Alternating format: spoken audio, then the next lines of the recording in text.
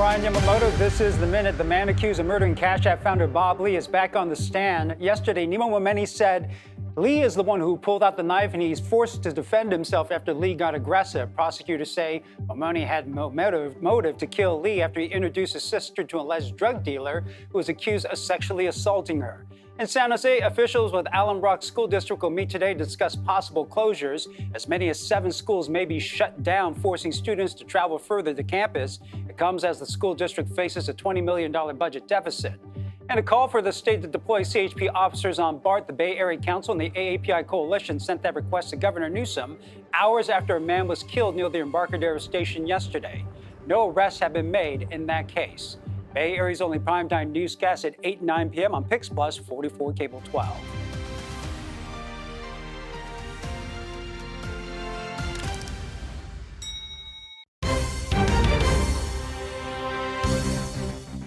Probably a good idea to hold on to the umbrella as we head into this weekend, despite the fact that we do have some dry days ahead of us. We have showers in the forecast today. We dry out for Friday and Saturday, and then more showers heading into Sunday, right around the corner. Here's what's happening as we head into the next couple days. We're going to hold on tight to the low 60s in the forecast, widespread throughout the Bay. Anywhere from the North Bay receiving a lot more rain compared to some of our friends down in the Santa Clara Valley, where we're also in the mid 60s heading into this afternoon. Now, those showers are coming in from the north. That's the reason why areas like Santa Rosa, Napa, and Sonoma have been receiving just a little bit more impressive numbers. And advancing the clock into this afternoon, we're just going to get light showers for the most part, sweeping throughout the North Bay, pushing off into the East Bay, clearing up into the overnight hours tonight to set us up for a beautiful and dry trend heading into Friday and Saturday. In total, we could get close to around 1/10 of an inch all the way up into the North Bay. Not that impressive numbers down south, but that's okay. We have another chance of getting more rain right around the corner heading into Sunday. And once we head into next week, that's when we start to dry it fast on the back end. Monday, Tuesday, and Wednesday, we're going to see a nice midweek warm up. We'll see sunnier skies. It'll almost feel a little bit more summer-like than fall-like for us here in the Bay. But right now, this definitely feels like fall with this unsettled weather pattern that's still sticking around. We head over into our inland areas now, sitting in the mid-60s throughout this afternoon. Notice how we cool down just a little bit more heading into this weekend. So for any outdoor plans, Saturday is definitely the best day to do it. By Sunday, you're going to want to hold on tight to that umbrella and then ditch it once we head into Monday with sunnier skies, just like the Bay Area forecast, heading into early next week. Well, in Dublin, 11 people face criminal charges in connection to the death of a man at the Rita Jail. The family of Maurice Monk says he was denied the medicine he needed to treat his mental illness and was left in his cell to die. We have now obtained body camera footage from inside the jail, and Katie Nielsen tells us what it reveals about the days leading up to his death. This Friday is the 3-year anniversary of the death of 45-year-old Maurice Monk, who died while in custody here at the jail. The previous district attorney, Nancy O'Malley, reviewed the case and felt the actions of the staff did not rise to the level of criminal conduct. But the current district attorney, Pamela Price, had her office review the case, and she disagreed, charging those 11 staff members with felonies. Now, we do want to warn you, some of the video you're about to see could be disturbing. Is he moving? He's not moving. He's breathing. Oh, okay, that's good. This is some of the body camera footage from deputies at the jail as they were tasked with caring for Monk after he was arrested a month earlier. The 45-year-old father of 2 was schizophrenic and arrested in October 2021 after an incident on a bus where he got into a dispute with the driver over not wearing a mask. Monk wasn't able to post bail, so he was being held at Santa Rita. That's when his physical health started to decline. But that's one thing that you should know. He hasn't been eating for a day and a half. Yesterday and today. The attorney for Monk's family says based on the body camera video they reviewed, Monk was lying face down on his bed for 3 days in the same position before deputies and medical staff finally went into his cell to check on him, only to find he'd already died. He's not responsible. He's dead. He was just left to die in his cell for no reason, for no justifiable reason. Ty Clark is the attorney for Monk's family and recently settled a civil suit with Alameda County for $7 million over his in-custody death. I think the family is happy that criminal charges have been brought. This is a long time coming. In the charging documents filed Tuesday, the district attorney charged 9 deputies and 2 healthcare workers with felony dependent adult abuse and 3 of the deputies are also charged with falsifying documents. Even though this is deplorable conduct, the question is it criminal? The key to the case will be going through the autopsy and determining what the exact cause of death was and whether anything that these individuals did contributed to the death. Stephen Clark is a former prosecutor and now works as a defense attorney. He says regardless of the election, Pamela Price is still in office now, and it's her call to make. Many people will argue that this is Pamela Price's swan song to say that we are going after police. I came into this administration and now I'm leaving in the same fashion. The Santa Rita Jail itself has a troubled history. The California Justice Department says it has one of the highest rates of in-custody deaths in the state. And in 2021, the U.S. Department of Justice found the jail is the largest mental health provider in the county, but said the services are inadequate and violate the civil rights of inmates. For Monk's family, they're just hoping for reform and changes to be made at the jail. They're horrified with what happened to their loved one. You know, it's no one should go through what Maurice went through in the final days of his life. We reached out to the Alameda County Sheriff's Department as well as the Alameda County District Attorney's Office for comment on this case. Neither one of them responded to our requests. District Attorney Pamela Price will be out of office once the election results are certified. Voters have recalled Price after just 2 years in office, and while she has not conceded the race, supervisors will pick an interim DA before voters choose a successor in 2026. So it will be up to her replacement whether or not to move forward with prosecuting this case.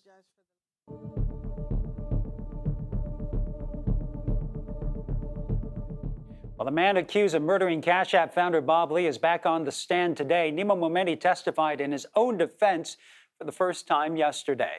In court, he reenacted the fatal night with his defense attorney, showing the jurors how he says Lee was stabbed and ultimately died. Momeni even got emotional at times. Once the prosecution had their chance to question him, those emotions seemed to shift. Lauren Toms was inside the courtroom. Momeni taking the stand for the very first time with his version of events surrounding the fatal stabbing that he says he had no choice but to carry out. Momeni telling jurors he was in shock and heartbroken when he discovered that he had killed Lee, something he says he didn't think was possible. But Bob Lee's family pushing back, saying there's no chance that Bob could have been the initial aggressor, as Momeni had told the jury. Like, so painful to watch, right? Him reenacting what he did that night in a way that's just, I mean, it's just nuts. Bob would never pick up a knife.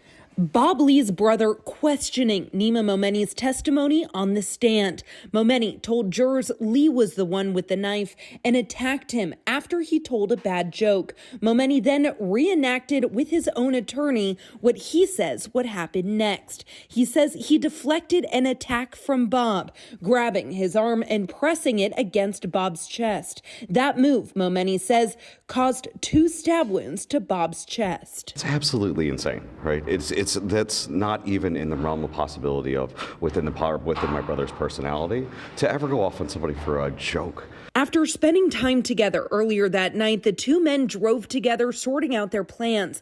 They pull over and Lee gets out of the car. That's when Momeni said he jokingly told Bob that if it was his last night in town, he would rather spend time with family than go to a strip club, as Lee had suggested. Those words, Momeni said, caused Lee to go from 0 to 100, whipping out a knife and swinging at Momeni. There's still no clear evidence of how the knife got to the scene of the crime and who took it.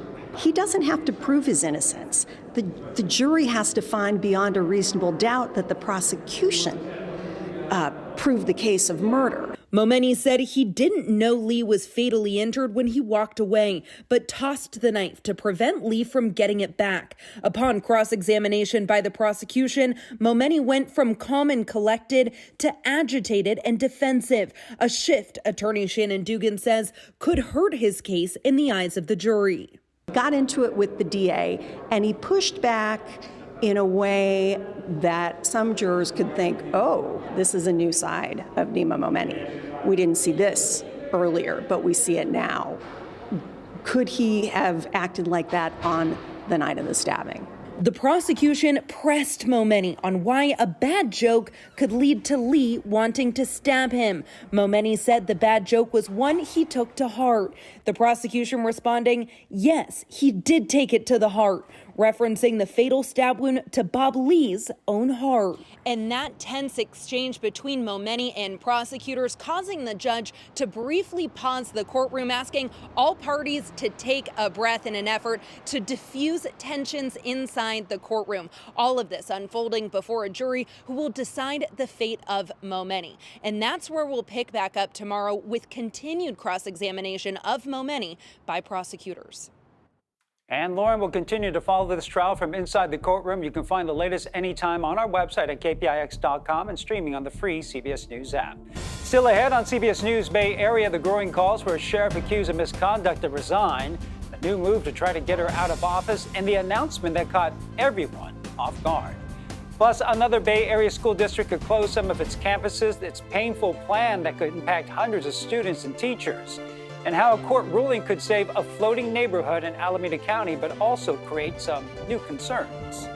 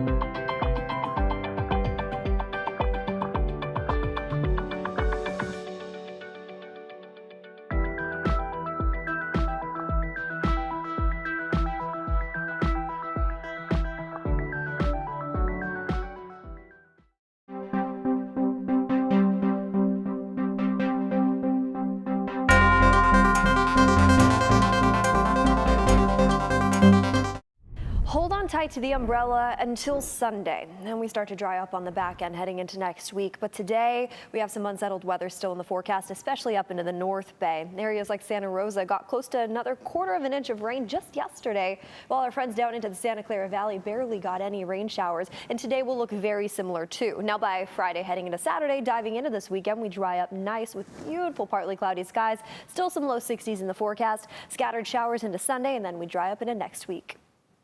Well, in San Mateo County, there are calls for the sheriff to resign after accusations of retaliation, intimidation, and a secret office romance with her executive director. The accusations against her are contained in a 400-page independent report.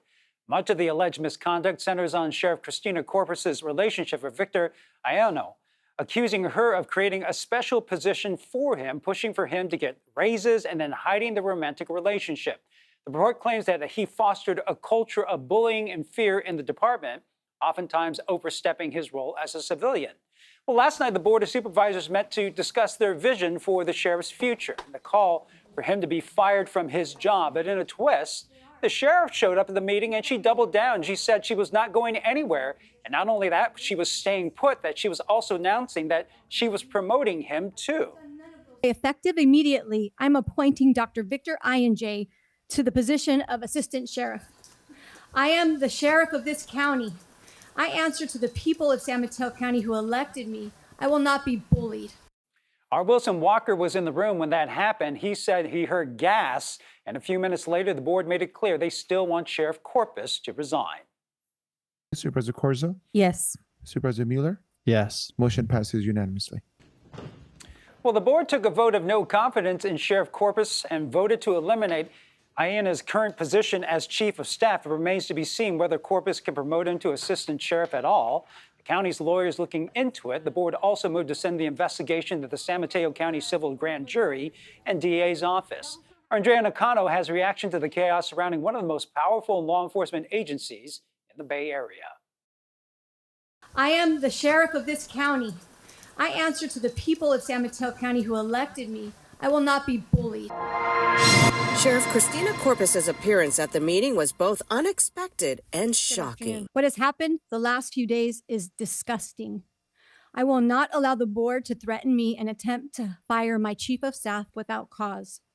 This inquiry was politically motivated and one-sided. It was filled with lies. Sheriff Corpus and Chief of Staff Victor Ij are central figures in an independent 400-page investigation. Details focusing on allegations of abuse of power, intimidation, and retaliation. Retired Judge Lodoris Cordell talked to numerous employees during the investigation, but the top cop has yet to speak with her. Sheriff Corpus, will you agree to sit for sworn testimony in front of Judge Cordell? Sheriff Corpus? Mr. Mueller, when I have representation, legal representation, I will answer that question. Many deputies with the Sheriff's Department say morale is extremely low, and many are frustrated with the lack of response from Sheriff Corpus and her administrative team.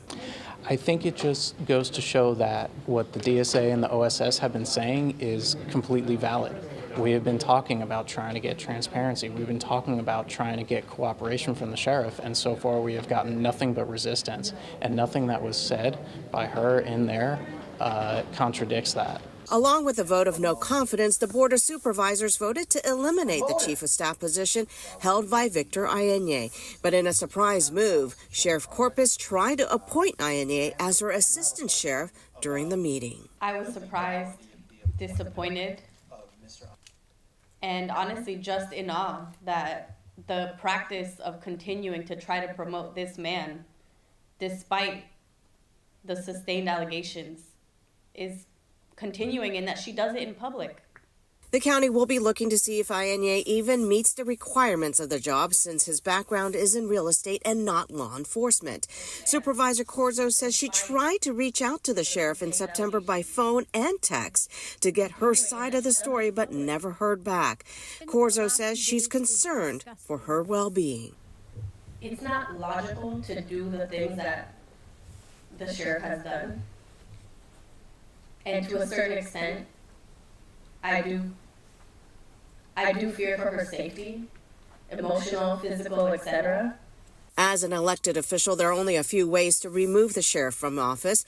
Those include a recall or an amendment to the county charter for supervisors to be able to fire her with just cause. Both options would have to be approved by voters, a process which can take quite a bit of time. In the meantime, employees say they fear retaliation until there is a change in leadership. Not even a little bit, unfortunately. Yesterday, our president, Carlos Tapia, was arrested on what we believe to be baseless charges. I have no reason to believe that more retaliation isn't coming. I have no reason to believe that when I walk out of here, I'm going to be retaliated against. It's, quite frankly, inevitable in my opinion.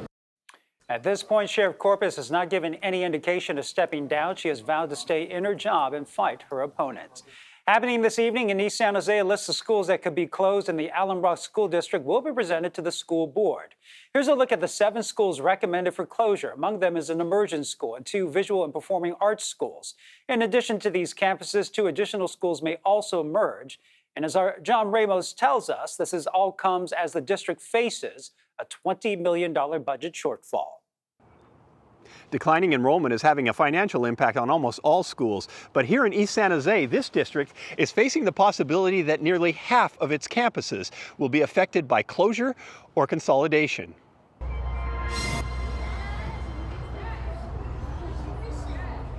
Lindale Elementary is one of the schools recommended for closure. If the district board approves the plan, students here would be moved to Russo-McEntee Academy, 1.5 miles away, or about a 30-minute walk for parents and students from this working-class neighborhood, many of whom don't have a car. We always walk to school, dropping kids. It's any school close to us now, so if they close, our choice is another school out of the district. That may be the problem with Lindale. The next closest campus is a charter school that is not part of the Alum Rock Union School District. The district is already struggling to fill their classrooms as it is. Some of the middle schools were actually built with the capacity, they call it the operational capacity, of about 1,000 students, some 800 students, and some of them are at under 400. Herman Cerda has only been superintendent for 2 months after the last one was let go in March.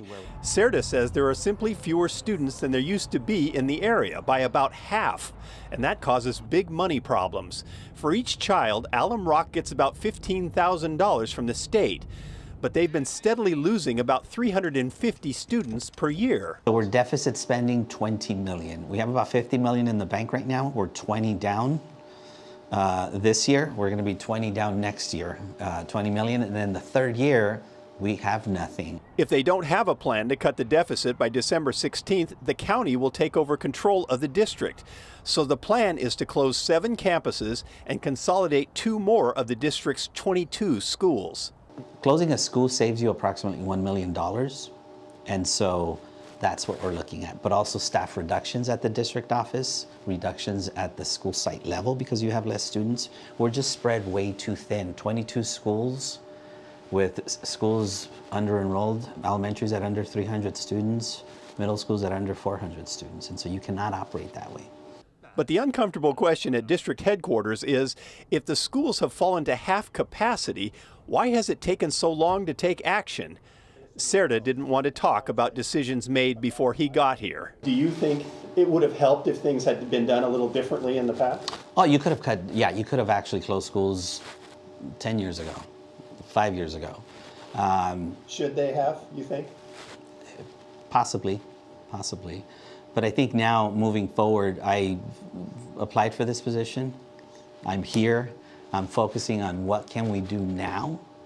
All they can do now is close schools, and there's a good chance that's not going to make the new superintendent a very popular guy with the parents. We understand what they're trying to do, but we're not agree with that, right? Are parents trying to fight this? Yes, absolutely. Each school is fighting, right?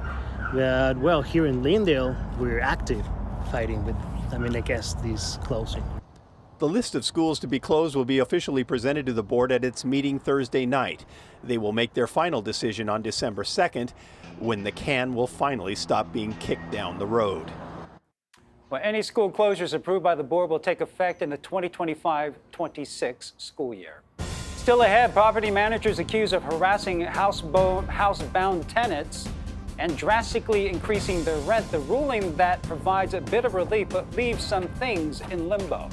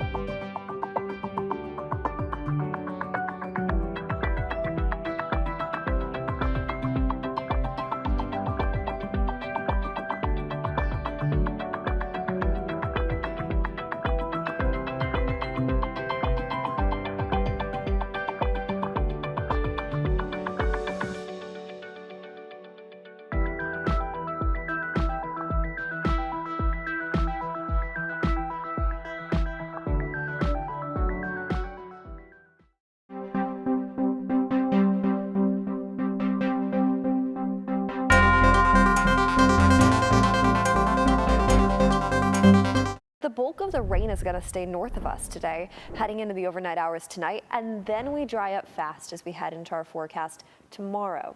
Friday and Saturday looking beautiful. Dry conditions ahead of us. Here's our rainfall totals expected as we head into the evening hours tonight. Like I said, most of it's just going to be up to the north, but watch what happens as we head into the next couple days. We dry up for Friday and Saturday, but I stopped there for a reason. By Sunday, we receive more rain all throughout the Bay Area, anywhere from the coast all throughout the East Bay too. Monday and Tuesday of next week, that's when we dry up for a longer stretch of time. We'll see sunnier skies. We'll get that midweek warm up too. That'll bring us right into the mid-60s as we head into next week for our inland areas. But for now, like I said at the beginning, hold on tight to that umbrella for a few more days. You'll definitely want it today heading into Sunday. Big change could be coming to San Francisco's Ocean Beach today. The California Coastal Commission could vote on whether to bury a 3,200-foot seawall in the sand near the zoo. The city's plan is meant to protect the sewage pipeline and water treatment plant from erosion due to rising sea levels, but the Surfrider Foundation is worried the city will not be able to keep the wall buried, and that would actually make things worse. The seawall is like more vertical than a natural shoreline and harder. So when waves hit it, they refract, and it causes this energy to sort of move back into the ocean, and it prevents like normal sand settling process. So it actually makes erosion worse. Well, the Surfrider Foundation would like a more natural-based design, including temporary reinforcements for the treatment plant and sewage pipeline until the city can move them further away from the shore. Well, some relief for a community of houseboat owners in Alameda that have been worried for years about their landlord raising rents. Our Kara St. Cyr has more on what the judge's new ruling means for the Barn Hill Marina. The nightmare is almost over for the people living at the Barnhill Marina in Alameda. 3 years ago, new property owners Valley Investments Redwoods took over this historic floating neighborhood. Before long, they began raising the rent and other fees up to 165% for some residents. That house was our first residence here in the marina, and then we moved over to this one. John Crossley, who's lived here for years, says his slip fee rate, which covers utilities like trash and electricity, would have gone up by $900. Our fee was $700, and they were going to raise it up to $1,600, which is obviously even more than 100%. Additionally, the new owners wouldn't allow residents to sell their boats unless they agreed to the rent hikes. Crossley says one of his neighbors has been trying to sell for 2 years with no luck. It's been a struggle. And then, once we got out of the pandemic, then all of a sudden, all this started to happen. Raising rent more than 2 to 3% within a year is a violation of local and state rent control laws, which also extends to boat slip fees residents like Crossley pay. The city of Alameda fired back against property management with a lawsuit saying the owners use unlawful tactics like huge rent increases to harass and force tenants out. But as of Tuesday, Alameda City Attorney Eben Shin says the legal battle is over. The final judgment has been issued. The city will work very hard to ensure that it's enforced and it's complied with. An Alameda County Superior Judge ruled in favor of the city, issuing more than $300,000 in penalty fees against the property managers and an injunction to keep them from interfering with house sales. The marina is now under the receivership of Kevin Singer, who will manage the neighborhood for the foreseeable future. It is our hope that the owner will immediately comply with the law, immediately comply with the court order. And if not, we will seek additional relief on behalf of these tenants to make sure that they have the housing security they deserve. While residents like Bob Knopp are relieved by the final judgment, concerns still linger about what happens to the marina. We don't know what the heck to do as to where we pay our rents and how are the utilities going to be handled. Shin says the city is working closely with Singer to ensure a smooth transition. But in the meantime, Knopp says he's resting easier, knowing the hard times are almost over. Well, we reached out to Kevin Singer's office for more info on the receivership and the future of the marina, but have not heard back yet.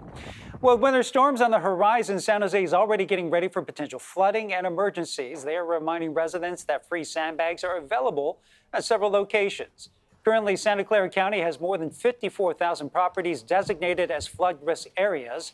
Officials are urging residents to do their part to protect their homes. Please ensure that you know your flood risk. Whether you live in a hotspot, you live in a 1% floodplain, and then you have downloaded emergency apps and know where to get sandbags before a storm event. Well, the county has taken measures to protect flood-prone areas, such as installing a flood wall along Coyote Creek and adding a levee near South Bay Mobile Park. Coming up in the next half hour in CBS News Bay Area, another school district facing some tough decisions due to a budget deficit. A new plan that could help Oakland unify to avoid closing some campuses. And crime in recent years has dampened the holiday spirit in San Francisco's Union Square. Our businesses hope a new rule could bring the area back to what it once was.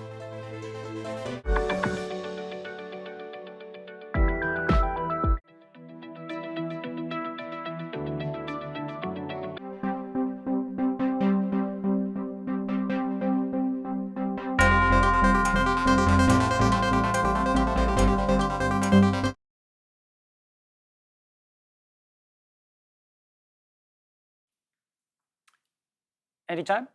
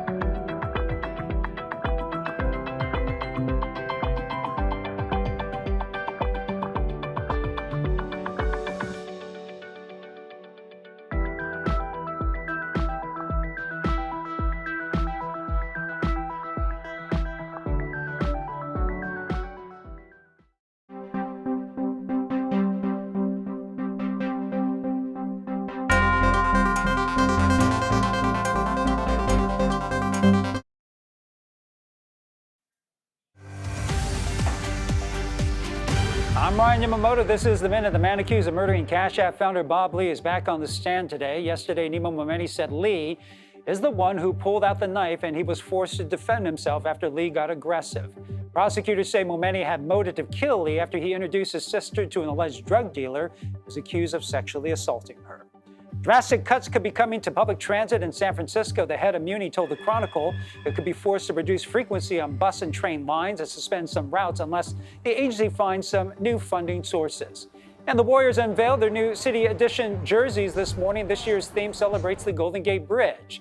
It was unveiled right in front of the bridge at the Welcome Center. The jerseys will make it official debut against the Hawks on Sunday at the Chase Center. The Bay Area's only primetime newscast at 8 and 9 p.m. on PIX Plus 44 Cable 12. I'm Ryan Yamamoto. This is The Minute.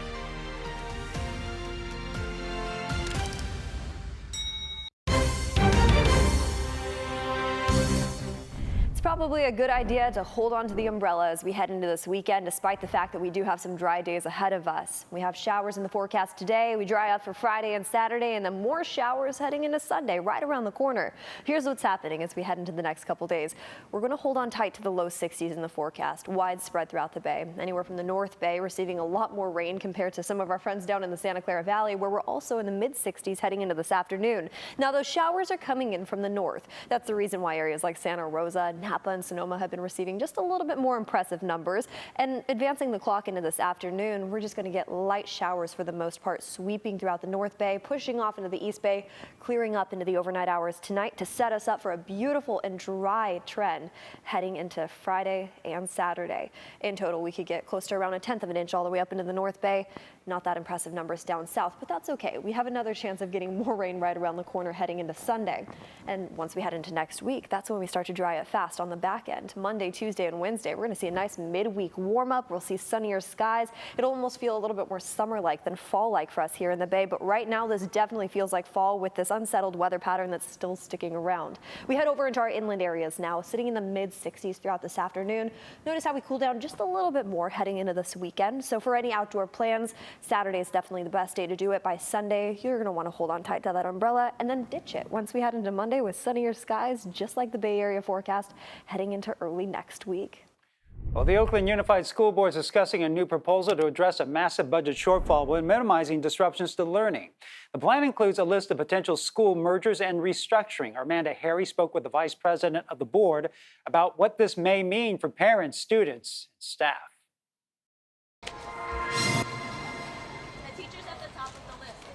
Oakland Unified School District parents, students, and staff could be facing some major changes soon, and the school board is grappling with the best way to do it. Over the next 2 years, we need to make the district look different than it does now. Mike Hutchinson is vice president of the school board. He was born, raised, and educated in Oakland, even attending what is now Edna Brewer Middle School.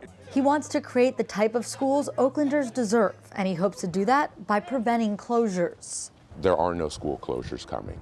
I fought very hard against school closures for a long time. At the school board meeting, district staff is presenting potential changes. Among the suggestions, the possibility of merging schools. We have a number of school sites where we have more than one small school sharing the campus. And so if we have 2 elementary schools sharing a campus, we probably should be more efficient by looking to merge those into one school. Acorn Woodland Elementary and Encompass Academy on 81st Avenue in East Oakland are an example of that. Cynthia Ramirez has sent 2 of her children to Acorn for years. I really like Acorn. I'm really happy with the school. Ramirez says she understands the budget shortfalls, but is ultimately against a merger. I honestly feel like how the schools are right now, like individually, but in the same campus, I feel like it's fine because I feel like it's well organized. After district staff presents the proposal to the board, there will be about a month to hear feedback from parents, like Ramirez, and make adjustments before voting on the changes. While the students would be attending the schools on the same campuses, Hutchinson admits the people who work there may be the ones most impacted. If this plan comes forward over the next 6 months, presumably there might be some reduction in staff at some levels, but when we're educating the same number of students, it requires the same number of staff. Working to avoid financial crisis while trying to do its best for the youngest members of the community. Well, the school board is set to vote on the final proposal next month. The Oakland City Council is set to approve an ordinance banning smoking and vaping on outdoor bar patios and inside dwelling units. And while council members agreed to pass the ordinance, they were split on whether to include an exemption for smoking cannabis. During public comment, some argue cannabis smoke seeps through the walls and ventilation systems. Others say those living in apartments won't have a place to use marijuana if it's illegal to smoke in public and inside their homes. The ordinance still needs a final vote next month. CSU East Bay is opening its brand new Student Faculty Research Center. Ribbon cutting was held yesterday morning for the Braddock Center for Science and Innovation. Students say they're excited about the new space. So this new building will continue to foster and nurture interactive learning. We aim to expand past the limits we thought were possible. The building includes open concept laboratories and an innovation center to encourage students to study new technologies. Well, it's the unofficial start to the holiday shopping season in San Francisco. The Macy's Christmas tree is lit up right in the center of Union Square. Many business owners hope this season can help a struggling part of the city. Crime is a major part of the reason Union Square continues to struggle. The most recent high-profile case was the shooting of 49ers Ricky Pearsall during an attempted robbery. San Francisco Mayor-elect Daniel Lurie highlighted Union Square as a key campaign promise. Wants to create a new police district focused solely on the shopping area. Our Kelsey Thord caught up with some early holiday shoppers to discuss their concerns. Well, it is officially that time of year. The holiday decorations are up here at Union Square, and many locals are hoping that this holiday cheer will bring more business to this area that has struggled with crime and businesses leaving. Jeffrey and Yana Deal are in San Francisco this week on a trip with their kids. As someone who grew up in the area, Jeffrey knew he had to bring his family to Union Square. It's nice, to bring my kids and let them see the tree, and then, have the ice skating ring, and then you have Macy's right here, which is awesome, so I love it. But a lot has changed in the area since Jeffrey was a kid, and he says that's been sad for him to see. I was just talking to my mom about all the different things that have closed down. There's not even, Blondie's is gone, I wanted to take my kids to get pizza, but it's just crazy how the stores are just closing down. One of the reasons some businesses have been leaving the area is crime.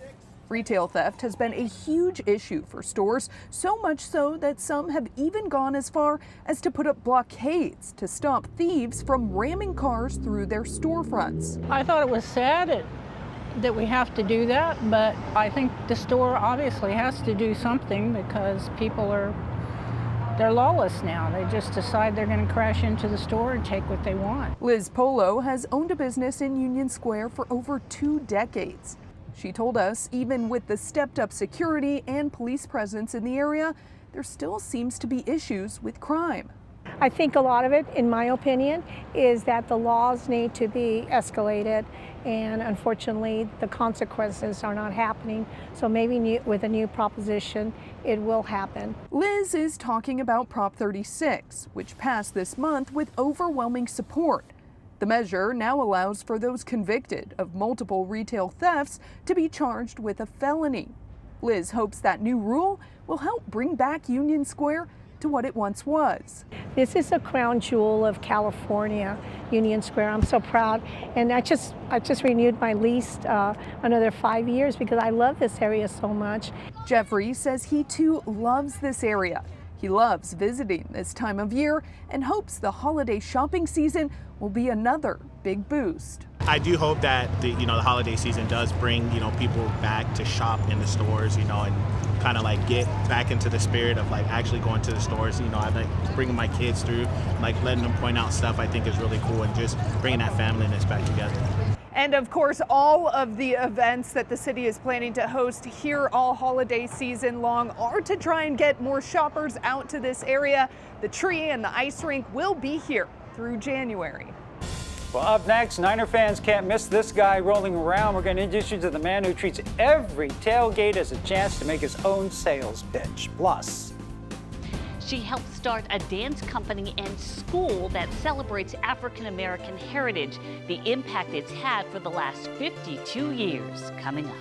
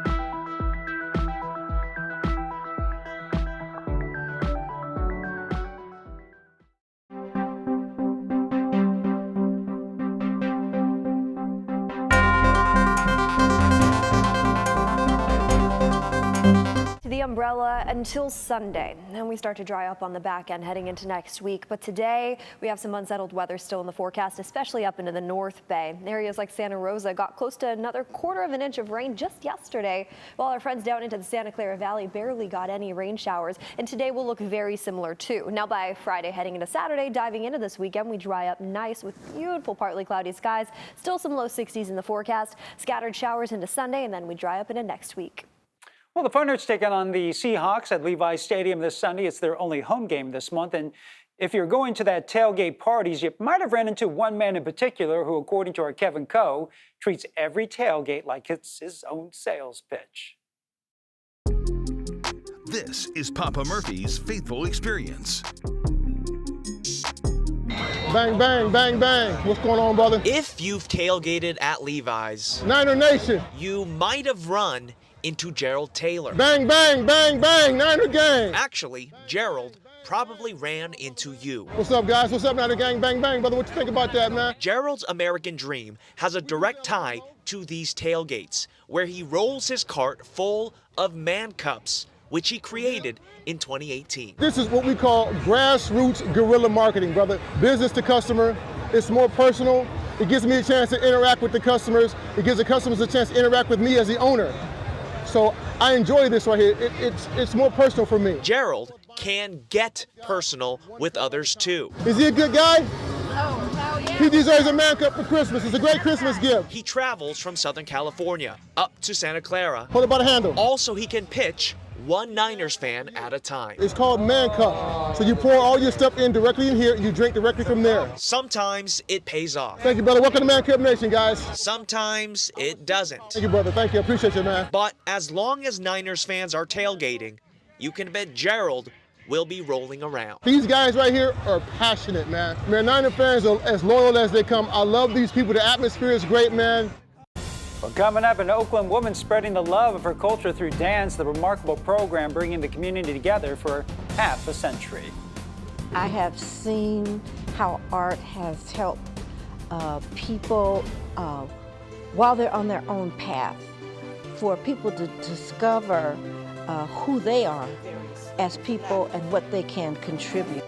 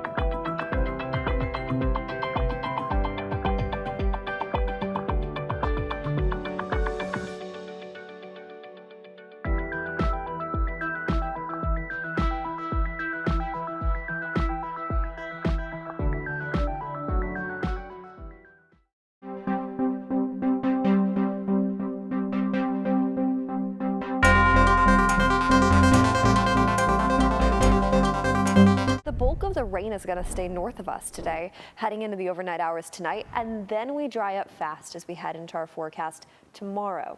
Friday and Saturday looking beautiful. Dry conditions ahead of us. Here's our rainfall totals expected as we head into the evening hours tonight. Like I said, most of it's just going to be up to the north, but watch what happens as we head into the next couple days. We dry up for Friday and Saturday, but I stopped there for a reason. By Sunday, we receive more rain all throughout the Bay Area, anywhere from the coast all throughout the East Bay too.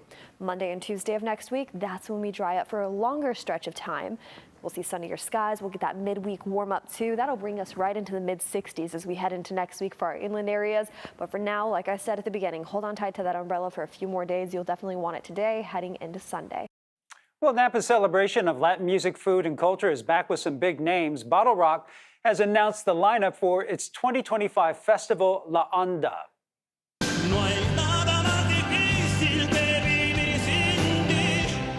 That's Mexican music icon Marco Antonio Solis. The longtime hitmaker will be one of the headliners for the second edition of La Onda.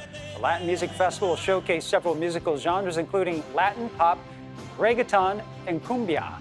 Other names in the lineup include Banda MS, Pepe Alligar, and Karen Leon. La Onda is the weekend after Bottle Rock on May 31st and June 1st at the Napa Valley Expo. Pre-sale tickets go on sale on Friday.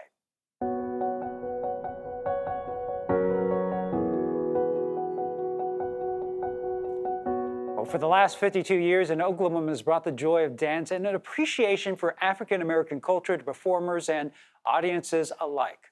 Our Sharon Chin introduces us to this week's Jefferson Award winner.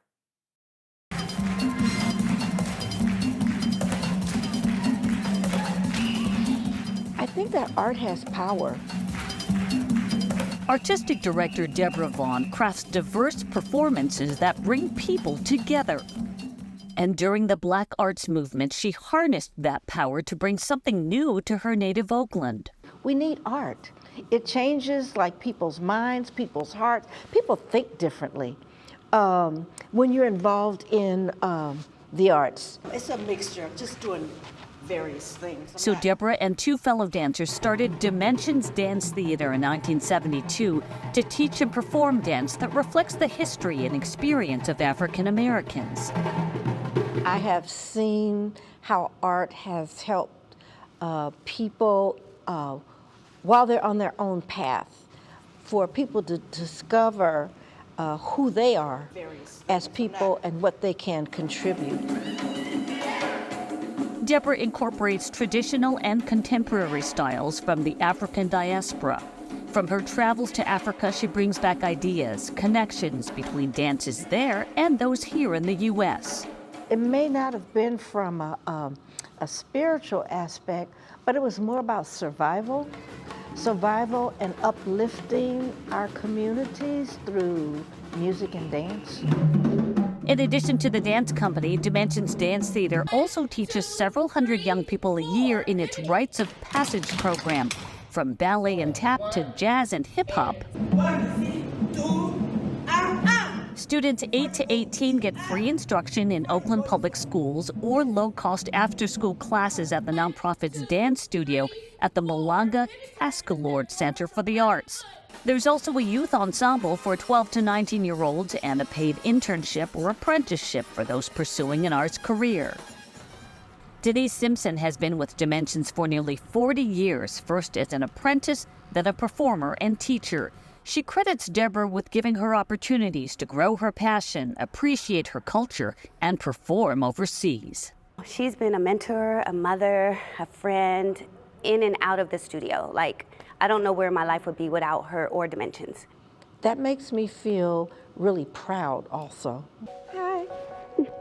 So for connecting performers and audiences to African American culture through Dimensions Dance Theater for more than 50 years, this week's Jefferson Award in the Bay Area goes to Deborah Vaughn. And Dimensions Dance Theater formed a nonprofit collective with 9 other arts programs called the Malanga Arts Collective. Dimensions will showcase its student performers at a free performance on Sunday, December 8th. And if you'd like to nominate a quiet community hero for a Bay Area Jefferson Award, fill out your form online. You can find it at kpix.com/hero. Well, thanks for streaming CBS News Bay Area. I'm Ryan Yamamoto. We'll be right back with your First Alert forecast and a look at your top stories.